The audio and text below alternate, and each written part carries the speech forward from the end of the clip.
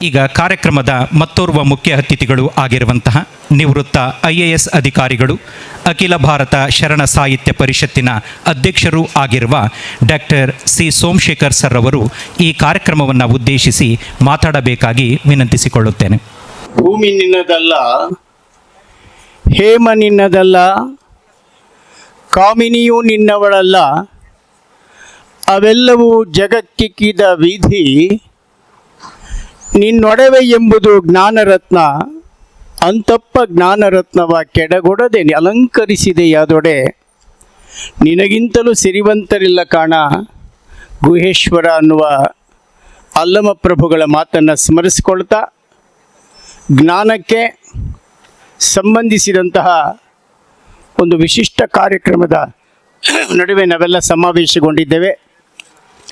ಈ ಸಮಾರಂಭದ ದಿವ್ಯ ಸಾನ್ನಿಧ್ಯವನ್ನು ವಹಿಸಿರುವಂತಹ ಪರಮ ಪೂಜ್ಯರು, ಶ್ರೀಮದ್ ಉಜ್ಜಯಿನಿ ಸದ್ಧರ್ಮ ಸಿಂಹಾಸನಾಧೀಶರು, ಶ್ರೀ ತರಳಬಾಳು ಜಗದ್ಗುರು ಶ್ರೀ 1108 ಶಿವಮೂರ್ತಿ ಶಿವಾಚಾರ್ಯ ಮಹಾಸ್ವಾಮಿಗಳವರ ಪಾದಕಮಲಗಳಲ್ಲಿ ಅನಂತ ಪ್ರಣಾಮಗಳನ್ನು ಸಲ್ಲಿಸುತ್ತಾ, ಈ ವಿನ್ನರ್ಸ್ ಅನ್ನುವಂತಹ ಈ ಸಂಸ್ಥೆಯ ಒಂದು ಸಂಕೇತವೇ ನಮ್ಮ ಪೂಜ್ಯ ಜಗದ್ಗುರುಗಳು ಅಂದರೆ ಅತಿಶಯೋಕ್ತಿಯಲ್ಲ.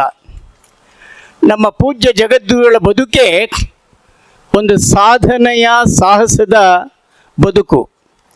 ಅದು ಕೇವಲ ಆಧ್ಯಾತ್ಮಿಕ ಸಾಧನೆ ಅಷ್ಟೇ ಅಲ್ಲ, ಸಮಾಜದ ಲೋಕ ಕಲ್ಯಾಣಕ್ಕಾಗಿ ತಮ್ಮನ್ನು ತಾವೇ ಸಮರ್ಪಿಸಿಕೊಂಡಂತಹ ಒಂದು ಸಾರ್ಥಕ ಬದುಕು ಪರಮ ಪೂಜ್ಯಗಳು. ಶ್ರೀಗಳವರ ವಿಜಯ ಕರ್ನಾಟಕದ ಬಿಸಿಲು ಬೆಳದಿಂಗಳನ್ನು ಅಂಕಣವನ್ನು ನೋಡ್ತಾ ಇದ್ದರೆ ಅವರ ಅಂತರಂಗದ ವಿಕಾಸದ ಆ ಶಕ್ತಿ ನಮಗೆ ಅರ್ಥವಾಗುತ್ತೆ.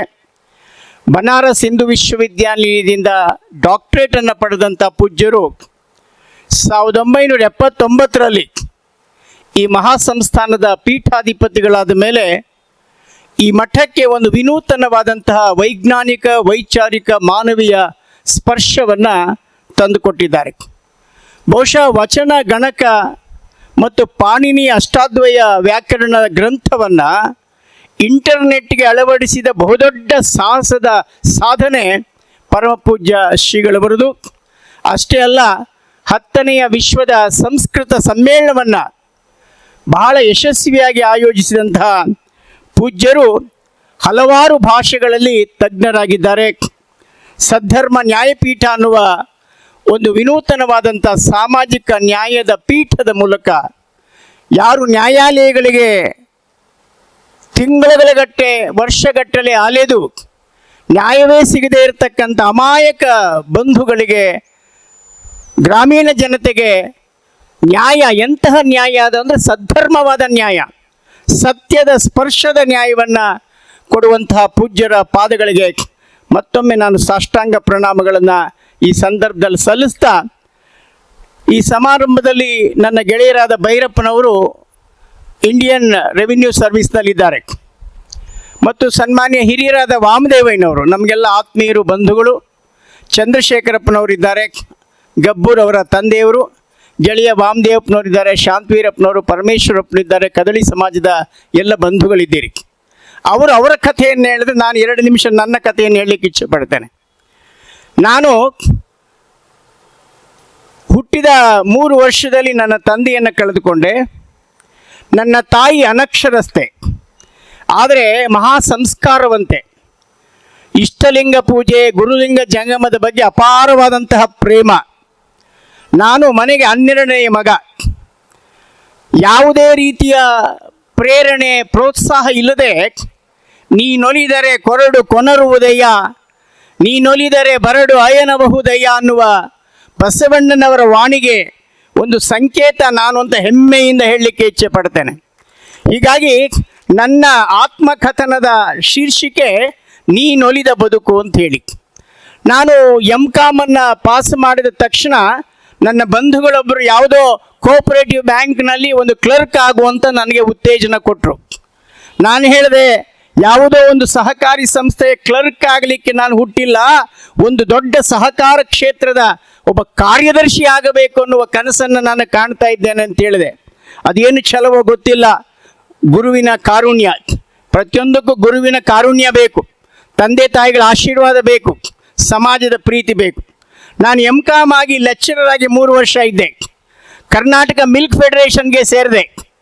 ಆ ಮಿಲ್ಕ್ ಫೆಡರೇಷನ್ಗೆ ಸೇರಿದಾಗ ಅಲ್ಲಿ ಮೌಖಿಕ ಪರೀಕ್ಷೆ ಇರಲಿಲ್ಲ, ಕೇವಲ ಒಂದು ರೀತಿಯ ಇಂಟರ್ವ್ಯೂ ರೀತಿಯಲ್ಲಿ ಭಾಷಣ ಮಾಡುವಂತಹ ಒಂದು ಇಂಟರ್ವ್ಯೂ ಇತ್ತದು. ಸನ್ಮಾನ್ಯ ಮುದ್ದಪ್ಪನವರು ಅದರ ಮ್ಯಾನೇಜಿಂಗ್ ಡೈರೆಕ್ಟರ್ ಆಗಿದ್ದರು. ಅವ್ರು ಹೇಳಿದ್ರು, ನೀನು ಕ್ಲಾಸ್ 2 ಜಾಬಿನ ಒಂದು ಸ್ಯಾಲರಿ ಬರ್ತಕ್ಕಂಥ ಕೆಲಸ ಇದು. ನೋಡಪ್ಪ, ನಿನ್ನ ಕೆಲಸ ಏನು ಅಂದರೆ ಹಳ್ಳಿಗಳಿಗೆ ಹೋಗಿ ಗ್ರಾಮೀಣದ ಹಾಲು ಉತ್ಪಾದಕರ ಸಂಘಗಳನ್ನು ಸಂಘಟನೆ ಮಾಡೋದು ನಿನ್ನ ಕೆಲಸ. ಆ ಬಗ್ಗೆ ಒಂದೆರಡು ಮಾತನಾಡು ಅಂದರು. ನಾನು ಮೊದಲೇ ಚರ್ಚೆ ಆಗ್ಬಿಟ್ಟು ಜೋರಾಗಿ ಭಾಷಣ ಮಾಡಲಿಕ್ಕೆ ಪ್ರಾರಂಭ ಮಾಡಿದೆ. ಮುದ್ದಪ್ಪನವರು ಸ್ಟಾಪ್ ಸ್ಟಾಪ್ ಸ್ಟಾಪ್ ಅಂದರು. ಸಾಕು ಸಾಕು, ನಿನಗೆ ಈ ಹುದ್ದೆಗೆ ನೀನು ಅರ್ಹನಲ್ಲ, ನೀನು ದೊಡ್ಡ ಹುದ್ದೆಗೆ ಹೋಗಬೇಕು, ಇಲ್ಲಿಂದ ಜಾಗ ಖಾಲಿ ಮಾಡು ಅಂದರು. ಆದರೆ ನನ್ನ ಹೊಟ್ಟೆ ಕೇಳಬೇಕಲ್ಲ, ನನ್ನ ಬದುಕು ಕೇಳಬೇಕಲ್ಲ, ಬಡತನ, ಅಪಮಾನ, ಹಸಿವು ಕೇಳಬೇಕಲ್ಲ. ಆ ಕೆಲಸವನ್ನು ಸೇರಿದೆ. ಆನಂತರ ಸನ್ಮಾನ್ಯ ಭೈರಪ್ಪನವ್ರಿಗೆ ಆಗಲೇ ಹೇಳಿದೆ, ಇಡೀ ಕರ್ನಾಟಕದಲ್ಲಿ ಪ್ರಪ್ರಥಮವಾಗಿ ಲೋಕಸೇವಾ ಆಯೋಗದ ಪರೀಕ್ಷೆಯನ್ನು ಕನ್ನಡದಲ್ಲಿ ಉತ್ತರಿಸಿ ಅಸಿಸ್ಟೆಂಟ್ ಕಲೆಕ್ಟರ್ ಕಸ್ಟಮ್ಸ್ ಆಗಿ ನಾನು ಆಯ್ಕೆಯಾದೆ. ಈ ಖಾದ್ರಿ ಶಾಮಣ್ಣನವರು ಒಂದು ಸಂಪಾದಕೀಯವನ್ನೇ ಬರೆದು ನನಗೆ ಸ್ವಲ್ಪದರಲ್ಲಿ IAS ಮಿಸ್ ಆಯಿತು. ಆಗ ಶಿವಕುಮಾರ ಮಹಾಸ್ವಾಮಿಗಳವರು ಸಿದ್ಧಗಂಗೆ ಮಠಾಧೀಶರ ಬಳಿ ಹೋದೆ. ಪೂಜ್ಯರೇ, ಇಲ್ಲಿ ನಾನು ಅಸಿಸ್ಟೆಂಟ್ ಕಮಿಷನರ್ ಆಗಿ ಆಯ್ಕೆಯಾಗಿದ್ದೇನೆ. ಕರ್ನಾಟಕ ಆಡಳಿತ ಸೇವೆ ಯಾವುದೇ ಕೋಚಿಂಗ್ ಇಲ್ಲ, ಯಾವುದೇ ಕೋಚಿಂಗ್ ಕ್ಲಾಸ್ ಇಲ್ಲ, ಯಾರದೇ ಪ್ರೇರಣೆ ಇಲ್ಲ. ಭಗವಂತನ ಪ್ರೇರಣೆ, ಗುರು ಕಾರುಣ್ಯ, ತಾಯಿ ಆಶೀರ್ವಾದ. ಆ ಹಿನ್ನೆಲೆಯಲ್ಲಿ ಅಸಿಸ್ಟೆಂಟ್ ಕಲೆಕ್ಟರ್ ಸೆಲೆಕ್ಟ್ ಆಯಿತು. ನಂಬರ್ 1 ಇತ್ತು ಆ ಲಿಸ್ಟ್ನಲ್ಲಿ, ಯಾಕಂದರೆ IAS IPS ಕಡಿಮೆ ಆದದ್ರಿಂದ. ಆಗ ಇಲ್ಲಿಯೂ ಅಸಿಸ್ಟೆಂಟ್ ಕಮಿಷನರ್ ಆಗಿದ್ದರಿಂದ ಸಿದ್ಧಗಂಗಾ ಶ್ರೀಗಳ ಬಳಿ ಹೋದೆ. ಅವರೊಂದು ಮಾತನ್ನು ಹೇಳಿದರು, ಈ ಅಸಿಸ್ಟೆಂಟ್ ಕಲೆಕ್ಟರ್ ಅಂತಕ್ಕಂಥದ್ದು ಹಣಕಾಸಿಗೆ ಸಂಬಂಧಪಟ್ಟಿದ್ದು, ತೂಕ ಹಾಕೋದಕ್ಕೆ ಸಂಬಂಧಪಟ್ಟಿದ್ದು. ನಿನಗೆ ವಚನ ಸಾಹಿತ್ಯದ ಬಗ್ಗೆ ಆಸಕ್ತಿ ಇದೆ, ಕನ್ನಡ ನಾಡು ಸಂಸ್ಕೃತಿಯ ಬಗ್ಗೆ ಆಸಕ್ತಿ ಇದೆ, ಆ ಹುದ್ದೆಗೆ ಹೋಗಬೇಡ ಅನ್ನುವ ಮಾರ್ಗದರ್ಶನವನ್ನು ಪೂಜ್ಯರು ಕೊಟ್ಟಿದ್ದರಿಂದ ನಾನು ಅಸಿಸ್ಟೆಂಟ್ ಕಮಿಷನರ್ ಆಗಿ ಮತ್ತೆ ಹೇಳ್ತೇನೆ ವಿದ್ಯಾರ್ಥಿಗಳಿಗೆ, ಯಾಕೆ ಅಂದರೆ ನಿಮ್ಮಲ್ಲಿ ಅಂತರಂಗದ ಛಲ ಬೇಕು, ಕೋಚಿಂಗ್ ಇರಬೇಕು, ಮಾರ್ಗದರ್ಶನ ಇರಬೇಕು, ಮೋಟಿವೇಶನ್ ಇರಬೇಕು. ಆದರೆ ಅಂತರಂಗದ ಬಂಡವಾಳ ಬೇಕಲ್ಲ, ಅಂತರಂಗದಲ್ಲಿ ಆ ಛಲ ಬೇಕಲ್ಲ, ಆ ಗುರಿ ಬೇಕಲ್ಲ. ಪರಿಶ್ರಮ ಅನ್ನುವ ಬೀಜವನ್ನು ಬಿತ್ತಿದ್ರೆ ನಿಮಗೆ ಅಂದವಾದ ಪುಷ್ಪ ಅರಳುತ್ತೆ, ಫಲ ಸಿಗುತ್ತೆ. ಪರಿಶ್ರಮ, ಛಲ ಅನ್ನೋದು ಬಹಳ ಮುಖ್ಯ. ಆನಂತರ ಅಸಿಸ್ಟೆಂಟ್ ಕಮಿಷನರ್ ಆಗಿ ಆಯ್ಕೆಯಾಗಿ ಏನು IAS ನೇರವಾಗಿ ಸೇರಿದ್ರೆ ಯಾವ ಹುದ್ದೆಯನ್ನು ಅಲಂಕರಿಸಬಹುದಾಗಿತ್ತೋ ಆ ಹುದ್ದೆಗೆ, ಅಂದರೆ ಸಹಕಾರ ಇಲಾಖೆಯ ಕಾರ್ಯದರ್ಶಿಯಾಗಿ ನಿವೃತ್ತನಾದೆ. ಸಹಕಾರ ಬ್ಯಾಂಕಿನ ಯಾವುದೋ ಕೋಆಪರೇಟಿವ್ ಬ್ಯಾಂಕಿನ ಒಬ್ಬ ಕ್ಲರ್ಕ್ ಆಗಿ ನಾನು ಆಗ ಪ್ರಾರಂಭ ಮಾಡಿದ್ದಿದ್ರೆ ಛಲ ಬಿಟ್ಟು ಅಲ್ಲಿಯೇ ಉಳಿದುಕೊಳ್ತಾ ಇದ್ದೀನಿ. ನಾನು ಹೆಮ್ಮೆಯಿಂದ ಹೇಳ್ತಾ ಇಲ್ಲ, ಗರ್ವದಿಂದ ಹೇಳ್ತಾ ಇಲ್ಲ, ಅಹಂಕಾರದಿಂದ ಹೇಳ್ತಾ ಇಲ್ಲ. ನಮ್ಮ ಯುವಕರಿಗೆ ಮೋಟಿವೇಶನ್ ಆಗುವಬೇಕು ಅನ್ನೋ ದೃಷ್ಟಿಯಿಂದ ಈ ಮಾತನ್ನು ಹೇಳ್ತಾ ಇದ್ದೇನೆ. ವಾಮದೇವ್ನವರ ಒಂದು ಉತ್ತಮ ಪುಸ್ತಕವನ್ನು ನೋಡಿದೆ. ಆ ಪುಸ್ತಕದ ಎಲ್ಲ ಅಂಶಗಳನ್ನು ನಾನು ಸದಾಕಾಲ ನನ್ನ ಮಾತುಗಳಲ್ಲಿ ಹೇಳ್ತಾ ಇರ್ತೇನೆ.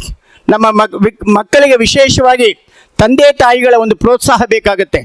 ತಂದೆ ತಾಯಿಗಳು ಅವತ್ತು ನನ್ನ ತಾಯಿ ನನಗೆ ಯಾವ್ಯಾವುದೋ ಊರುಗಳಿಗೆ, ಸಂತೆಗೆ, ಪುರಾಣಕ್ಕೆ, ಪೂಜೆಗೆ, ಮದುವೆಗೆ ಎಲ್ಲಕ್ಕೂ ಕರ್ಕೊಂಡು ಹೋಗ್ಬಿಡೋರು. ಶಾಲೆಗೆ ಹೋಗ್ತಾ ಇರಲಿಲ್ಲ ನಾನು. ಆದರೆ ಎಲ್ಲೋ ಒಂದು ಕಡೆ ಛಲ ಇದ್ದದ್ರಿಂದ ನಾನು ಆಗಲೇ ನನ್ನ ಅಭಿವ್ಯಕ್ತಿ ಸಾಮರ್ಥ್ಯವನ್ನು ಬೆಳೆಸ್ಕೊಂಡ ಒಂದು ಹಿನ್ನೆಲೆಯಲ್ಲಿ ಆತ್ಮವಿಶ್ವಾಸ ನನ್ನಲ್ಲಿ ಮೂಡಿತು. ನಮ್ಮ ಮಕ್ಕಳಿಗೆ, ವಿದ್ಯಾರ್ಥಿಗಳಿಗೆ ಮೊದಲು ಗುರಿ ಇರಬೇಕು, ನಾನೇನಾಗಬೇಕು ಅನ್ನುವ ಸಂಕಲ್ಪ ಇರಬೇಕು. ಕುವೆಂಪು ಹೇಳ್ತಾ ಇದ್ರು, ಹಿಂದೆ ಮುಂದೆ ಗುರಿ ಇತ್ತು, ಹಿಂದೆ ಗುರುವಿದ್ದ, ಸಾಗುತ್ತಿತ್ತು ರಣಧೀರರ ದಂಡು. ಇಂದು ಮುಂದೆ ಗುರಿ ಇಲ್ಲ, ಹಿಂದೆ ಗುರುವಿಲ್ಲ, ಸಾಗುತ್ತಿದ್ದ ರಣಹೇಡಿಗಳ ಹಿಂಡು ಅಂತೇಳಿ.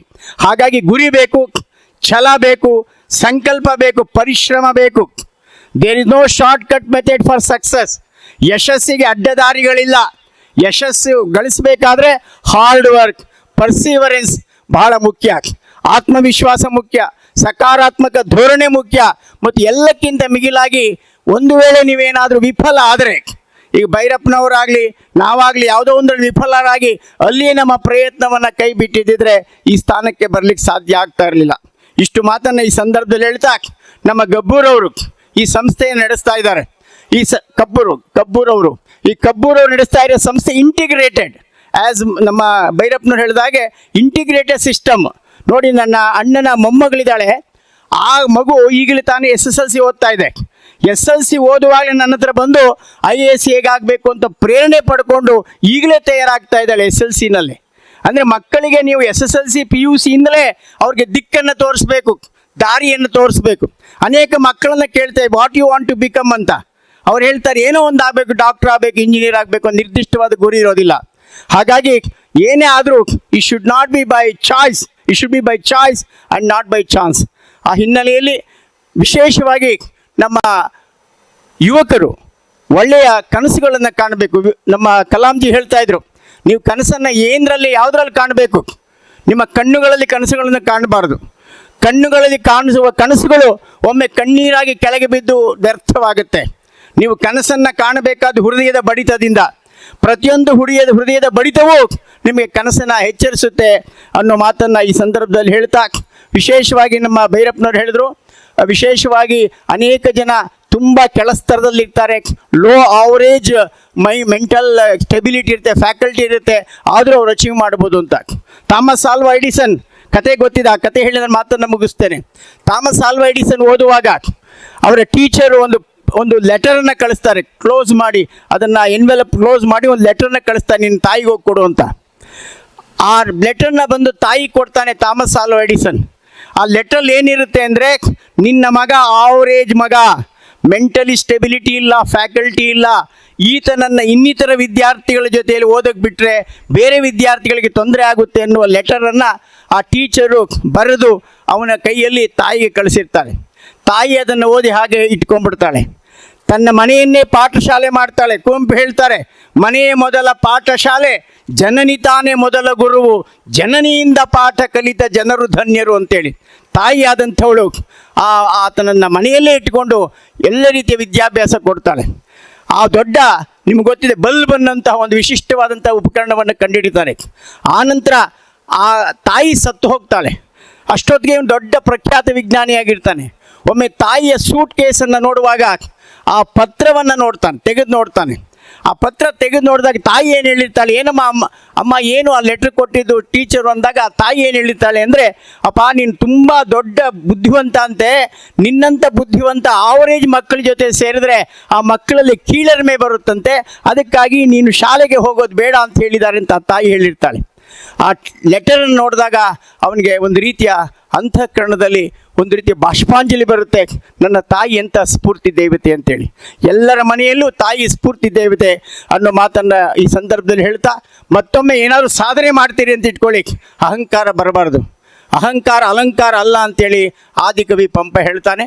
ಆ ಹಿನ್ನೆಲೆಯಲ್ಲಿ greatness is not found in possession, greatness is not found in position, greatness is not found in power or prestige. It is discovered in goodwill, humility, service and character ಅನ್ನುವ ವಿಲಿಯಂ ಆರ್ಥರ್ ವಾರ್ಡ್ನ ಮಾತನ್ನು ಸ್ಮರಿಸ್ಕೊಳ್ತಾ, ಸನ್ಮಾನ್ಯ ಕಬ್ಬೂರವರ ಈ ಒಂದು ಸಾಧನೆ ಯಶಸ್ವಿಯಾಗಲಿ ಅಂತ ಆಶಿಸಿ, ಈ ಸಂದರ್ಭದಲ್ಲಿ ಪರಮ ಪೂಜ್ಯರ, ಅವರೇ ಒಂದು ಸ್ಫೂರ್ತಿಯ ಚೇತನ, ಪರಮ ಪೂಜ್ಯರ ಮಾತುಗಳನ್ನು ಕೇಳಬೇಕು, ಅವರ ಅಂತರಂಗದ ಆ ನುಡಿಗಳನ್ನು ಕೇಳಬೇಕು. ಬಹುಶಃ ಒಬ್ಬ ಜಗದ್ಗುರುಗಳು ಹೇಗಿರಬಹುದು ಅನ್ನೋದಕ್ಕೆ ನಮ್ಮ ಜಗದ್ಗುರುಗಳು ಮಾದರಿಯಾಗಿದ್ದಾರೆ ಅನ್ನೋ ಮಾತನ್ನು ಈ ಸಂದರ್ಭದಲ್ಲಿ ಹೇಳ್ತಾ, ನಮ್ಮ ಅಖಿಲ ಭಾರತ ಶರಣ ಸಾಹಿತ್ಯ ಪರಿಷತ್ತಿಗೆ ಗೌರವಾಧ್ಯಕ್ಷರಾಗಿ ಸಾಕಷ್ಟು ಮಾರ್ಗದರ್ಶನ ಮಾಡಿದ್ದಾರೆ. ನಮ್ಮ ಕದಳಿ ಸಮಾರಂಭ ಇರ್ಬೋದು, ಶರಣ ಸಾಹಿತ್ಯ ಪರಿಷತ್ತಿನ ಸಮಾರಂಭ ಇರ್ಬೋದು, ಅವರ ಇಡೀ ಸಭಾಂಗಣವನ್ನು ಶರಣ ಸಾಹಿತ್ಯ ಪರಿಷತ್ತಿಗಾಗಿ ಉಚಿತವಾಗಿ ಕೊಡ್ತಕ್ಕಂಥ ಒಬ್ಬ ಆಧ್ಯಾತ್ಮಿಕ ಮಹಾನ್ ಚೇತನ ನಮ್ಮ ಶ್ರೀ ಗುರುಗಳು ಅಂತ ಹೇಳ್ತಾ, ನಿಮಗೆಲ್ಲರಿಗೂ ವಂದಿಸಿ ನನ್ನ ಮಾತನ್ನು ಮುಗಿಸ್ತೇನೆ. ನಮಸ್ಕಾರ. ಶ್ರೀ ಸೋಮಶೇಖರ್ ಸರ್ ಅವರಿಗೆ ತುಂಬು ಹೃದಯದ ಧನ್ಯವಾದಗಳು.